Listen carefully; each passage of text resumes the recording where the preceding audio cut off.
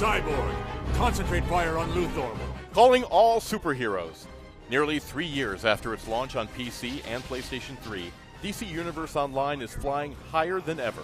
New to the PlayStation 4, this action-packed online RPG has grown beefier, freer, and sharper thanks to a modest graphics makeover. It's still mostly the same game though, so if you weren't a fan of grinding through legions of heroes and villains to gain experience, earn super loot, and hang out with the likes of Superman and Wonder Woman, then this revamped edition may still leave you Captain Cold. For years, you've been stealing the powers of Earth's protectors, but we were too busy fighting amongst ourselves to see the danger. Getting started with DC Universe Online on PS4 is easy, especially if you've been playing on the PS3. It shares the same servers, so all you need to do is log in with your PSN account, and your existing tunes will follow. For newcomers, character creation is a comic fan's dream. Designing a custom hero or villain from scratch, or using an existing DC character as a template, offers a dizzying array of possible combinations, naturally falling into the MMO roles of tank, controller, and healer. Be warned though that 3 years in, all the good hero and villain names have been taken, so you may be stuck with adding numbers or being really creative. Based on real-time combat instead of the auto-fighting that prevailed in older MMOs, DC Universe Online's fun fighting system hasn't changed much since launch. Expect to punch guys a lot in the beginning since your early powers tend to be less powerful than your fists.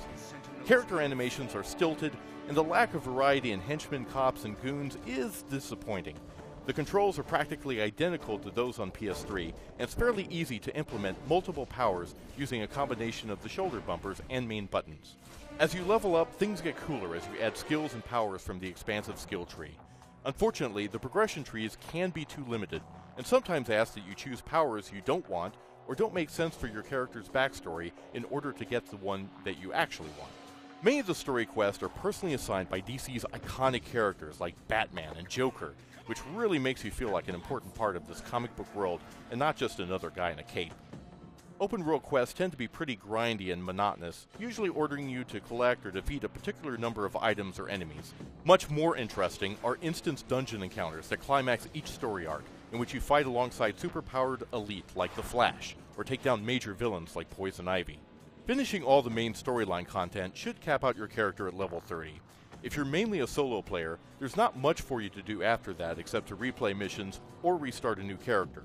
But the more social-minded now have access to an excess of exciting endgame content like story-based raids, co-op encounters, and PvP battles that incorporate DC's big-name characters. The center of the multiverse.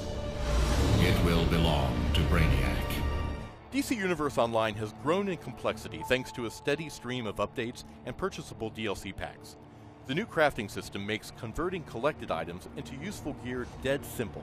That's good because you need a lot of it to access some of the most exciting top-tier raids and encounters. This stick and carrot system is a powerful enticement to keep playing, even after you've maxed out your level cap. The Home Turf DLC lets you purchase and customize your own home base. Layers are pretty useful in that its personal mainframe gives you access to sidekicks, supply drops, and more while out in the field. Not to mention that you can also invade other people's lairs or defend yours in fun group raids. One thing that isn't new is the setting. DC Universe Online came out right before DC Comics' New 52 reboot of its comic book line, meaning that Tim Drake is still Robin, and Superman still wears his classic red trunks. It's disappointing that the DC Universe itself has changed, and the game can't change along with it, but doing so would probably be a major overhaul. In comic book lingo, I prefer to think of it as taking place in one of DC's unspecified parallel Earths. What have you done, Luthor? Given you a fighting chance. He's lying. DC Universe Online looks the best it ever has on PS4, and it is definitely an improvement over the PS3 version's chunkier, low-textured visuals. It has matured quite a bit since launch, adding much-needed elements like crafting, home bases, and more endgame content, but maintaining a level cap of 30 may put off those players who'd like to further advance their veteran characters or are primarily interested in soloing. That said, DC Universe Online is the best superhero MMO out there, and well worth the free download. Dr. Fate, today you and your sentinels will fall. I will have your blood.